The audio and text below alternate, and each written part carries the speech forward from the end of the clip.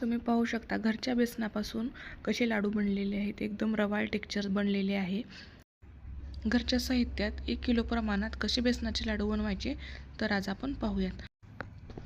या ठिकाणी तुम्ही लाडू पाहू शकता, बघू शकता टेक्स्चर किती छान आलेले आहे.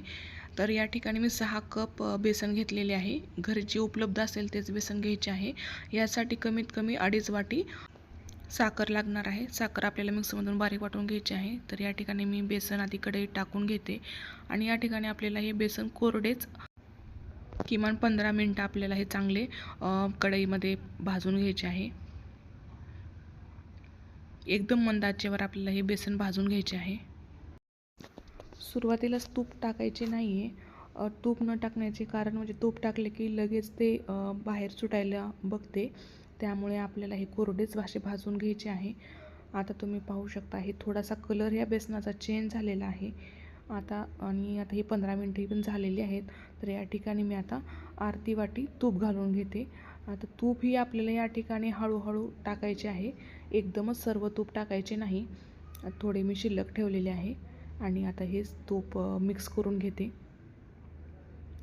आता ही गाठी बनतील. ह्याच्या सगळ्या गाठी आपल्याला मोडून काढायच्या आहेत आणि एकसारखं आपल्याला याला हलवत राहायचं आहे.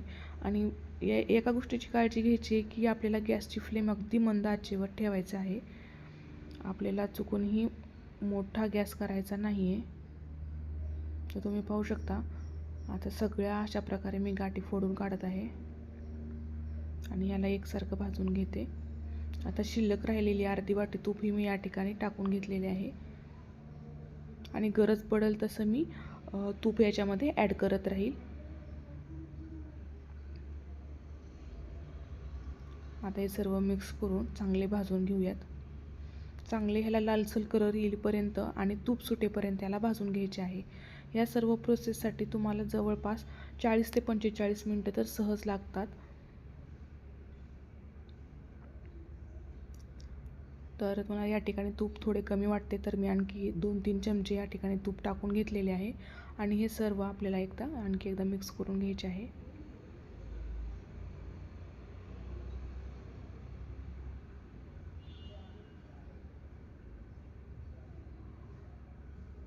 एकदम कलर चेंज होत आहे, बघू शकता तुम्ही. आणखी थोडेसे तूप टाकून घेते 2 चमचा आणि याला भाजून घ्यायचे आहे. तर बघू शकता जवळपास आपली 40-45 मिनिटं झालेली आहेत. यानंतर आता असा एक घट्टसर गोळा तयार होतो आणि या ठिकाणी आपल्याला थोडेसे दूध टाकून घ्यायचे आहे. याच्यामुळे हे सगळे बेसन आहे ते फुलणार आणि दाणेदार बनते. ही स्टेप तुम्ही नक्की करा, विसरू नका. ह्याने लाडू अतिशय चविष्ट होतात आणि असे दाणेदार बनतात. तर आता हे आपलं बेसन चांगलं भाजून तयार आहे. तर याला मी एका मोठ्या प्लेटमध्ये काढून घेते.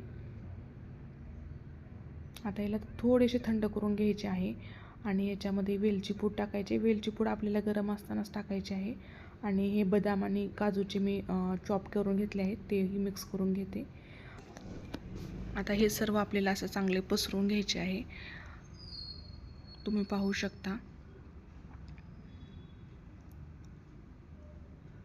आता हे थोडेसे थंड झाल्यानंतर या ठिकाणी मी साखर ॲड करते.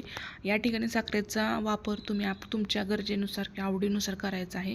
कुणाला जास्त गोड आवडते तर कुणाला कमी. आजकाल कोण जास्त गोड खात नाही, त्यामुळे मी इथं थोडेच साखर टाकलेली आहे. साधारण त्यात 2 कप मी साखर टाकलेली आहे. साखर चांगली मिक्सरमधून बारीक करून घेतलेली होती आणि यामध्ये टाकलेली होती. आता ह्याला हाताच्या साहाय्याने सगळ्या गाठी मोडून काढायच्या आहेत. हे पीठ चोळून काढायचे आहे आणि असं चांगलं मिक्स करून घ्यायचं आहे. आता या ठिकाणी मी लाडूचे आकार देऊन घेते.